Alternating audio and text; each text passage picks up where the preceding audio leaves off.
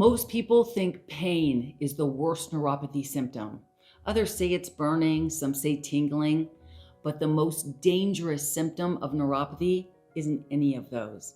It's numbness. And if your toes or feet feel numb right now, this video may be one of the most important ones you ever watch. I'm Dr. Irven with the Neuropathy Doctors. Since 2009, we've helped thousands of people across the world reverse their symptoms.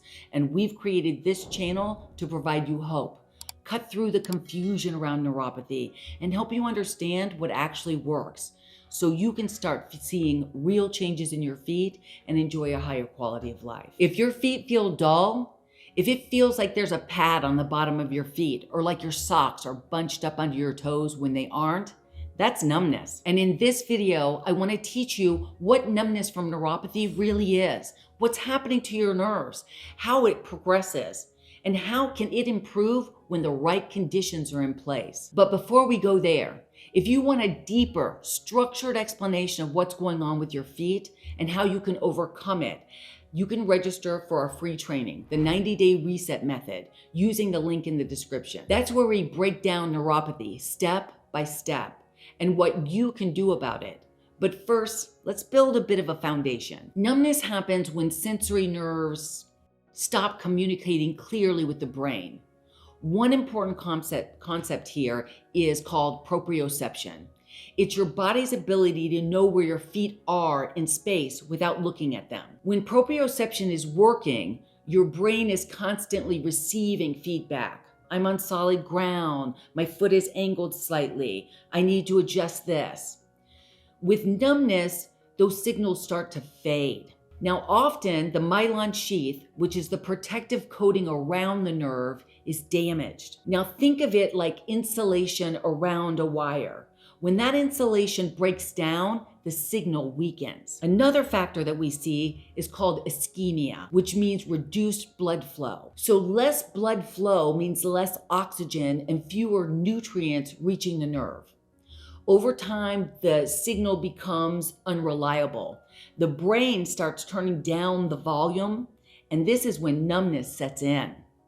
But there is good news. When those signals begin to improve, people often notice changes they were never expecting, like our client Will. When I had my socks off that I normally wear, I was rubbing my feet on the floor and I could feel the carpet with my feet.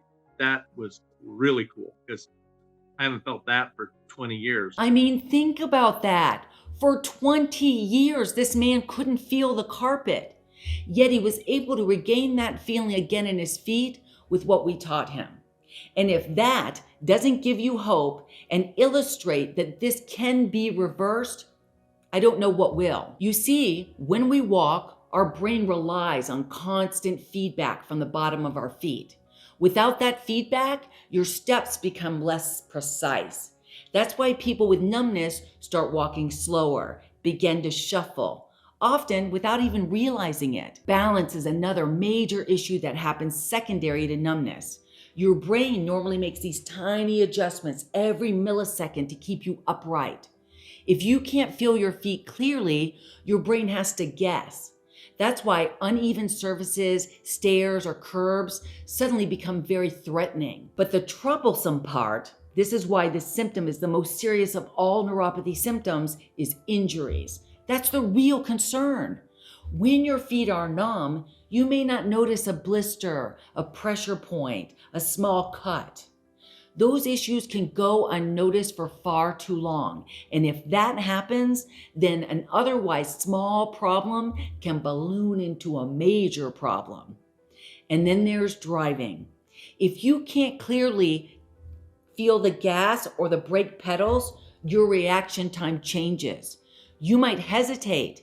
You might not press hard enough, or maybe you press too hard, or worse, hit the gas instead of the brake. We hear this a lot. I'm afraid to drive. That loss of feedback can quietly change how safe people feel behind the wheel, but it doesn't have to stay that way. Listen to what a couple of our clients said about this very thing. I didn't even really do a lot of driving because I didn't feel comfortable doing that. My biggest improvements or benefits here, of course, the numbness has declined. Instead of from being right below the knee, when I first started coming here, it's down closer to my ankle. My balance is much better. My quality of life has improved tremendously. I think the numbness has gone away. I feel things better. I can feel down there, I think, because I was really hesitant sometimes to drive because I wasn't quite sure I knew where that foot was. But I'm very comfortable driving now. Do you know the part that makes numbness especially dangerous, though? It's the fact that it's so easy to ignore. It doesn't demand attention. There's no sharp pain, no burning that interrupts your sleep. People adapt. They avoid certain activities. They trust their feet less. They change how they move. Because it happens slowly, it feels manageable, or like it's not even a big deal, until one day it isn't manageable, and it's a very big deal.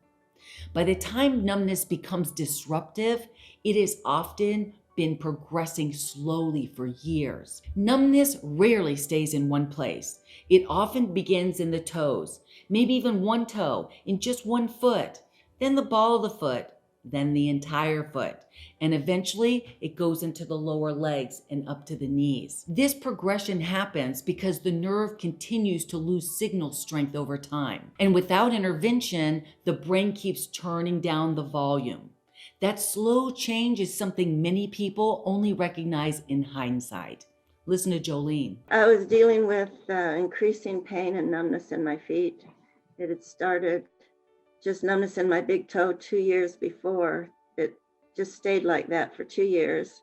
And then out of the blue in one summer, it increased to be very, very painful to walk. For the first 2 years, nothing. I just ignored the numbness in my big toe. But when it started to spread into the ball of my feet, it just limited my walking. What's the biggest benefits you've taken away from this or you've noticed in your body since you began this program? Overall, I feel so much better. And I'm not sure how to say it, but definitely my feet feel so much better. So much better. I almost feel normal again. The encouraging part is this: nerves can recover. You heard it from Will, you heard it from Rick, from Roger, and from Jolene, who just said her feet almost feel normal again. But before I explain how numbness can improve, there's one important distinction I want to make.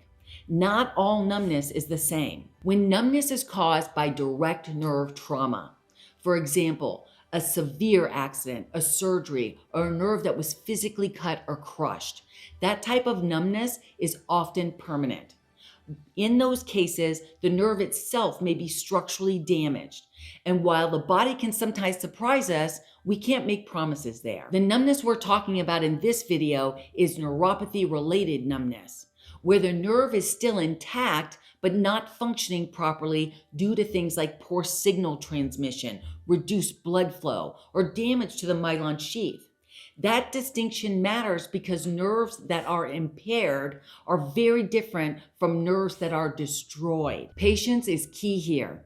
Numbness is often the slowest neuropathy symptom to improve because the nerve has to restore function and sometimes even repair the myelin sheath before the sensation returns. When sensation does come back, it follows a pattern. Many people first notice improving along the outside of the foot near the pinky toe, and then gradually moving inward. It retreats from the knees and legs down, lowering towards the feet. That pad sensation you feel on the foot will start to feel like it's getting smaller. The overall area of numbness will begin to shrink. Instead of being the whole foot, it's only the ball of the foot. Or instead of all of your toes feeling numb, you notice it's only one or two now. Those patterns are a clear indicator that the nerves are reconnecting with your brain. So if you're experiencing numbness, the most important thing that you can do is understand what's happening and take action. Don't ignore it. That's not going to work out for you. You can very much treat it effectively, and we explain this process, the 90-day reset method, that we utilize to help our clients overcome neuropathy in much more depth inside our free training. You can register using the link in the description when you're ready. Numbness isn't harmless. It isn't something to wait on, and it's not getting better on its own. Understanding it early gives you more options later. Education changes outcomes. When it comes to numbness and neuropathy, understanding what your nerves need is what matters most. So listen, if this helped clarify what's really going on with your numbness in your feet, all we ask is that you give the video a quick like. Consider subscribing. We release videos on a regular basis that help you understand neuropathy better and to show you what actually moves that needle towards improvement. And before you go, one last thought. For a lot of people, the moment numbness starts to feel like a real problem, the first thing they do is open Google. And very quickly, that search leads to ALA, alpha lipoic acid.